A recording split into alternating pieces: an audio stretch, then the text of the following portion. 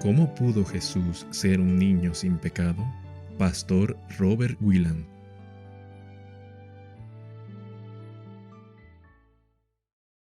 Capítulo 1. ¿Tenemos un problema? Sí, aquí tenemos un niño diferente de cualquier otro que haya nacido en este mundo. Este pequeño niño es puro, sin pecado, dulce, no egoísta, sin rabietas. Como niño no le dio problemas a su madre, y de acuerdo a Isaías 9:6, que nos dice que un niño se nos dio, el gobierno de la tierra y del cielo fue colocado sobre sus hombros. ¿Lo entendiste? Esos son los hombros de un infante débil, que ni aún puede sujetar su mamadera. Si él, como un niño, cae en nuestro pecado universal, ese gobierno se derrumbaría. Todo ha llegado a depender de él y de su perfecta impecabilidad, ya que él nació entre nosotros, que somos todos pecadores. ¿Cómo? ¿Y por qué él es tan diferente de todos los otros niños? El catolicismo romano dice tener la respuesta. Su impecabilidad se debe a que nació de una madre no pecadora, la cual experimentó una inmaculada concepción en el vientre de su madre. Esto quebró el vínculo genético, lo cual le dio una naturaleza sin pecado, de tal manera que ella nunca tuvo un deseo sexual. De esta manera le dio a él su naturaleza sin pecado y sin deseo sexual. Algunos adventistas del séptimo día también responden que Jesús no pudo ser sin pecado cuando niño, a menos que estuviera exento de la herencia genética que todos nuestros niños tienen que compartir. ¿Existe alguna otra solución? Aunque era en forma de Dios, Cristo dejó su hogar celestial y se despojó a sí mismo para nacer en la semejanza de hombre. Y se humilló a sí mismo. Filipenses 2, 7 y 8. Es posible que él tomó o asumió la misma herencia de la carne caída o pecaminosa, la misma naturaleza que toda la humanidad tiene, y aún así haya sido un niño sin pecado. El ángel le dijo a la Virgen María que él es aquella cosa santa que nacerá de ti. Pablo dice de él que era santo, inofensivo, inmaculado, separado de los pecadores. Lucas 1:30, Hebreos 7:26. Y Elena White habla de su niñez sin pecado. Cristo no era como todos los niños. Su inclinación hacia la justicia era una constante gratificación para sus padres. Ninguno que contemplase el rostro del niño, brillando de animación, podía decir que Cristo era como los otros niños. Un temperamento con rabietas lo hubiesen hecho un pecador, y eso lo habría destruido como Salvador, ya que entonces habría tenido una propensión al mal. Un Salvador pecador no puede salvar a nadie. La pregunta es, ¿por qué era él tan diferente cuando niño? El problema no es trivial. Está mucho más allá de una mera contienda teológica. Ellen White nos dice que la humanidad del Hijo de Dios es todo para nosotros. Es la cadena de oro que une nuestras almas a Dios. Debe tener una importante relación con nuestra diaria manera cristiana de vivir. Nuestros amigos católicos romanos también piensan que la humanidad del Hijo de Dios es todo para ellos. Han estado ponderando este problema por más de 1000 años. Es por eso que salieron con su idea de una inmaculada concepción para su madre.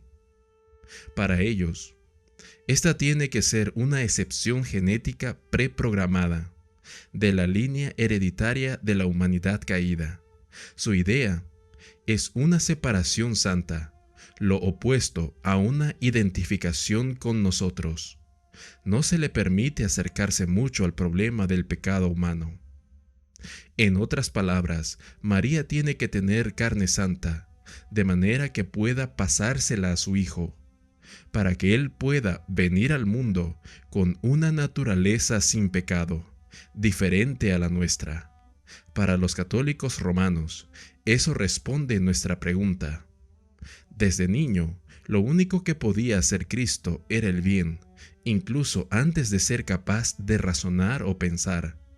Ningún condicionante genético lo ligaba al Adán caído. Nosotros naturalmente asumimos que un niño no puede razonar, no puede juzgar entre lo correcto y lo errado. Y también es verdad que todos nuestros niños nacen pecadores, egoístas por naturaleza. Así, necesitamos esa excepción para librar a Jesús del legado que reciben todos los otros niños. Los adventistas del séptimo día, reflexivos, están perplejos. Algunos no encuentran ninguna salida para que Jesús haya sido un niño sin pecado, a menos que fuese exento de nuestra herencia. Esta idea se denomina normalmente de prelapsaria, esto es, Cristo tenía la naturaleza espiritual no pecaminosa de Adán antes de la caída, diferente de la nuestra.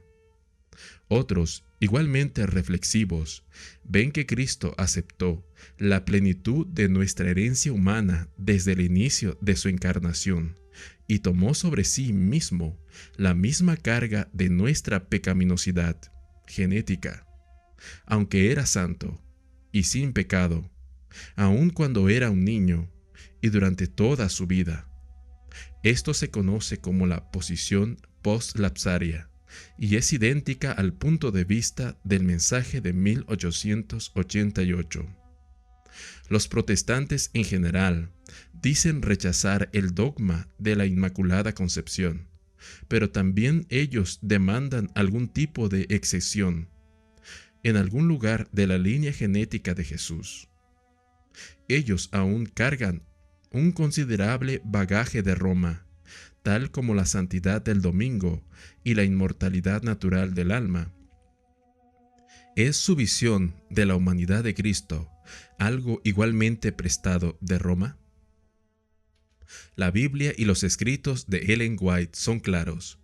Jesús tomó o asumió nuestra naturaleza caída y pecaminosa, una idea diametralmente opuesta tanto a la Inmaculada Concepción como a la excepción.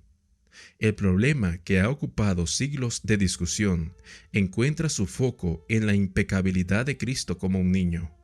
¿Cómo pudo estar el gobierno sobre sus hombros aún entonces? Preguntémonos reverentemente por qué. Si existe alguna respuesta para nuestra pregunta, debe formar parte de las buenas nuevas del Evangelio.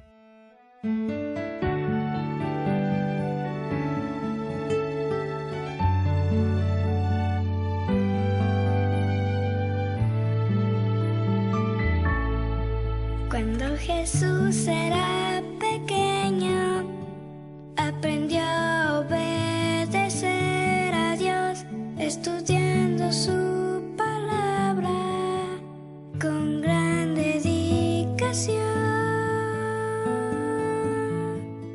Y Jesús crecía, y se llenaba de sabiduría, y la gracia de Dios estaba con él.